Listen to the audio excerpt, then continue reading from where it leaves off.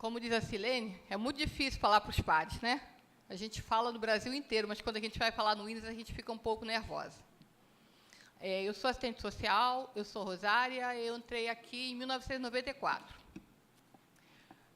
Por que eu digo isso? Porque quando eu entrei aqui, o meu primeiro trabalho foi fazer avaliação de ingresso. Os alunos aqui no INES, eles entram normalmente no período de outubro, novembro, para fazer a avaliação de ingresso. Como eu entrei em novembro de 94, esse foi o meu primeiro trabalho. O meu segundo trabalho foi que a divisão onde eu estou, que é a DISOP, dividia os profissionais em setores. E o setor que eu fiquei responsável foi o setor de educação infantil e o CF1. Então, desde 94, eu acompanho a educação infantil, as famílias e os alunos da educação infantil. Por isso, desse ser o meu campo de interesse. Então, eu defendi a dissertação em 2016, na Unirio, com a professora Maria Fernandes Rezende Nunes, que é da área da educação infantil.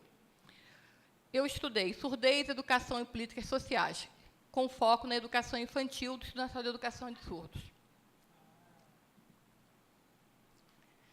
E tudo começou com um trenzinho. A educação infantil, a do INES, ela tinha uma prática dos alunos ingressarem, junto com os professores, realizando um trenzinho.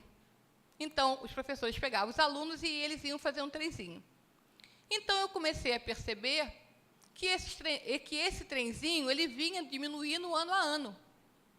E aí eu falei, bom, eu acho que eu preciso estudar por que essa curva de matrículas do INES vem diminuindo ou se alternando, né?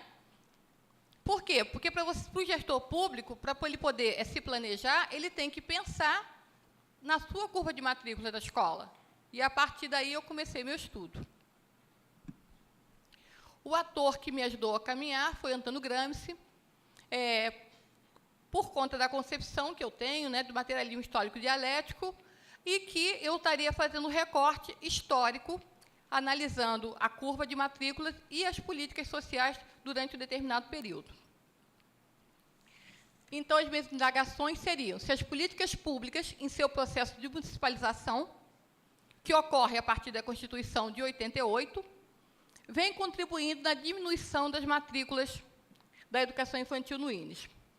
De que maneira a diminuição de matrículas no INES se relaciona com o direito à educação da criança surda e os seus impactos, e os impactos que existem na sua vida. E de que maneira a atuação do INES contribui para esse fenômeno. Ou seja, eu tinha várias indagações, o que eu queria mesmo é saber o que está acontecendo com a educação infantil do INES. Por que vem diminuindo o número de alunos no INES? Então, o meu objetivo geral seria analisar as políticas públicas de saúde, assistência social e educação com foco na surdez. Por quê? O que a gente vem percebendo é que as políticas sociais para a pessoa surda, elas são articuladas, elas não são isoladas. Então, uma política ela tem influência na outra, a de saúde, na educação e da assistência. Por isso que eu estaria analisando essas três principais políticas. E o objetivo específico, levantar dados sobre o perfil socioeconômico das famílias das crianças matriculadas na educação infantil do INES, inclusive com a renda familiar, relacionar a dependência da família em relação aos benefícios assistenciais, verificando se haveria vínculo formal de trabalho entre familiares das crianças matriculadas na educação infantil e mapear o local de residência das crianças matriculadas na educação infantil do INES e as razões de não estudarem em escolas próximas de suas residências. O diverso a ser estudado. Eu pesquisei, eu fiz um recorte de 2004 a 2014, um período de 10 anos. Então, eu estudei 170 matrículas novas da educação infantil. Eu peguei, ano a ano, estudei cada família e aluno que ingressaram no CAP-INES. Eu também fiz um aluno, eu levantei o dado de cada aluno que ingressaram na educação infantil e eu elenquei as causas de surdez, a renda familiar, a evasão escolar e seria outra matrícula em outro espaço escolar. Eu também fui fazer, porque até então eu só estava trabalhando com números. Eu falei assim, bom, com políticas sociais você também tem que analisar alguns dados. Então, eu analisei, pelo método descritivo, 23 prontuários sociais, buscando a motivação do egresso do aluno iniciante na educação infantil do CAPINES. Por que eu não analisei os 170? Porque, quando eu fui começar a análise, as políticas públicas, elas influenciam também nisso, né? Eu fui ver pelos telefones. Ora, o telefone de 2004, né, a população brasileira hoje quase nunca mais tem fixo em casa. Então, eu comecei a ligar, então, aquele telefone não existia mais. Então, eu não tive como ligar para 170 famílias para saber se o aluno, onde o aluno estava matriculado, se ainda estava no INES ou se estava matriculado em outra escola. Uma outra coisa que eu fiz também, eu falei, bom, será que eu vou só estudar o INES? Não, eu vou fazer um pequeno recorte. Então, eu falei, bom, vou tentar pegar no censo escolar os dados das crianças matriculadas na educação infantil no período de 2004 a 2014 para fazer um paralelo. Só que, quando eu fui buscar o censo escolar só passou a disponibilizar os dados da educação infantil a partir de 2007. Então, eu só pude analisar os dados da educação infantil no censo escolar de 2007 a 2014.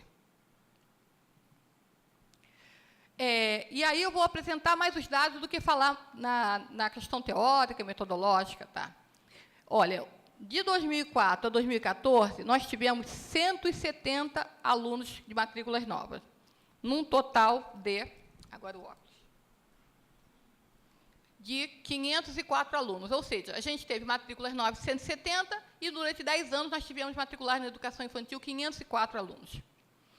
Em 2004, nós tivemos 16 matrículas novas. Em 2007, nós tivemos 2014, nós tivemos somente 7 matrículas novas na educação infantil. Em 2004, nós tínhamos 61 alunos matriculados. Em 2014, nós tínhamos 36 matriculados na educação infantil. E os principais achados da saúde? Porque, quando ele entra no INES, a primeira coisa que o aluno faz, que o candidato faz, ele vai na divisão de audiologia. Essa é a primeira entrada do INES, né? Ele entra no INES pela divisão de audiologia, porque o primeiro critério é ser surdo. E aí eu fui na divisão de audiologia e fiz o levantamento dos 170 prontuários lá, ficha a ficha. Porque não é nada digitalizado, não. Você vai lá na ficha, aí você anota. Aí, se não está na ficha, aí você vai lá na outra ficha, no arquivo, e você procura também. A gente ainda não tem esse material disponibilizado. Então, ele é tudo manual, é fichinha. Você vai na fichinha, vai e procura, vai na fichinha, vai e procura. E aí, para ir anotando quais foram as causas, por que nossos alunos ficavam surdos. E o que a gente percebeu? Que, na literatura mundial, a maioria das causas de surdez são genéticas. Pelo menos aqui, na educação infantil, não são. Aqui, 61 alunos, eles tiveram causa de surdez ambiental, e aí, por vários agravos à saúde, que o que eu fiz? Eu tive, o profissional também não tem um protocolo, o profissional, cada um informa do seu jeito. Então, aí eu tive que depois caracterizar tudo como ambiental. Um coloca rubéola, um coloca meningite, outro prematuridade, outro problemas no parto, e aí você tem que categorizar. Aí, então, eu categorizei tudo no campo ambiental.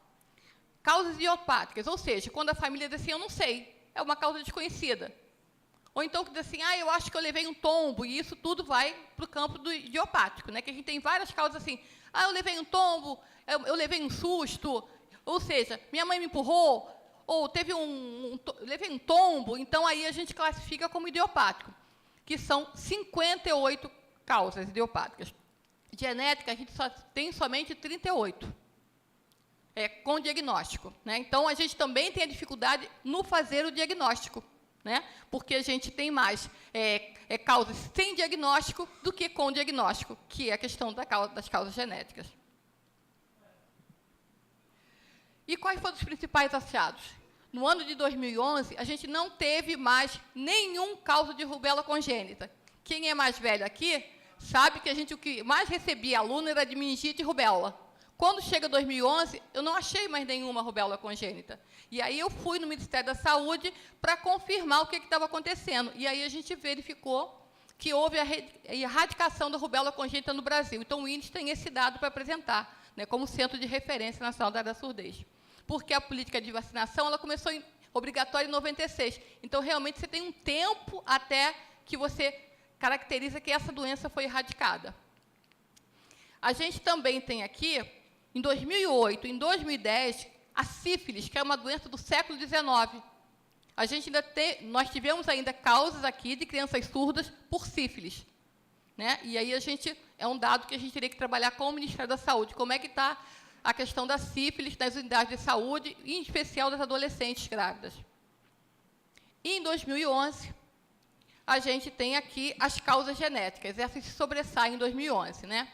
Eu suponho, porque eu não tive como discutir mais isso, que foi no momento em que houve um debate acalorado do fechamento do INES, né? 2011 foi um marco. Vamos fechar o INES, fecha o INES, e aí, neste ano, a gente teve um número significativo de surdos que trouxeram seus filhos para cá. E aí, não sei, pode ser uma forma de ocupação desse espaço, mas isso é uma coisa que a gente ainda tem que investigar. Tá, vai lá. A renda familiar, que eu fiz o levantamento, a gente tem a renda familiar média entre 1 a 2 salários mínimos, incluindo o benefício de prestação continuada. A gente tem 22% com renda até 1 salário mínimo, isso com benefício, de 1 a 2 salário mínimo, 18%, sem informação, 31%. Por que isso? Porque muitas famílias ainda não dão essa informação, desconhecem, eu não sei, aí a gente não tem como aferir isso. Mas o que a gente tem de marco é que a nossa população ela tem uma renda média de 1 a 2 salários mínimos por família. Local de moradia. De onde vêm nossas crianças? A gente achava que as nossas crianças vinham todas da Baixada. Não. Desses 170, 115 crianças são do município do Rio de Janeiro. E de outros municípios, somente 54 crianças e uma que não informou. Ou seja, a grande maioria da nossa população é do município do Rio de Janeiro. E aí eu fui ver o seguinte, atualmente, em 2014, qual era a situação dessas crianças na nossa escola? 76 continuavam ativos no INES, ou seja, continuavam alunos matriculados no INES. 63 foram desligados, ou seja, não eram mais alunos do INES. 26 desses 170 foram transferidos, 3 outros e 2 não informados. Ou seja, a educação infantil não é a garantia da continuidade do estudo do aluno no INES. Ou seja, de 170, só permaneceram 76. E os que permaneceram, a renda familiar média de até 2 salários mínimos. Que aí eu cruzei a renda com a permanência no INES. E quando eu fui analisar os prontuários, já que eu não consegui por telefone, né, que eu ia ligar para os 170 para saber por que estava no INES, por que não estava no INES. Então, o que eu fiz? Eu peguei 23 prontuários sociais, né, que é o local onde eu trabalho, que você tem que ter o distanciamento até para você ver aquilo que você deixou de fazer, porque muitos fui eu quem fiz a avaliação de ingresso, e algumas coisas eu também deixei de perguntar, ou deixei de fazer. E procurei mapear a distância do INES e as moradias das crianças em quilometragem. Tantos quilômetros que tinha da casa da criança até o INES. Isso é uma das variáveis mais importantes do estudo. Porque essa distância é o que mais aparece. A maioria das crianças que continuaram aqui, que saíram do INES, eles moravam distante do INES. Então, isso aparece quando eu cruzo a quilometragem e por que saiu do INES.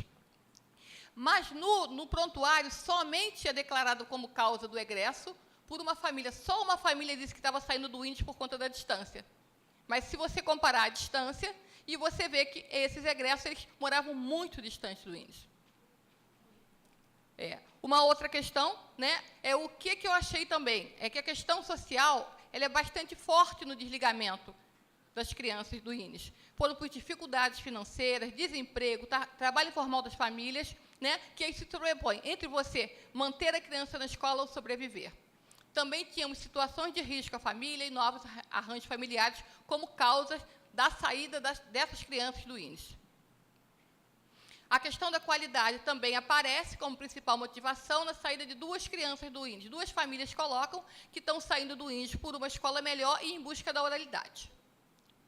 E o achado mais importante foi a falta de informação sobre a causa principal que motivou o desligamento por faltas, indicando a necessidade da articulação entre escola e família, entre os serviços internos do INES e os locais de defesa da criança e adolescência, porque não tem informação de por que saiu do INES.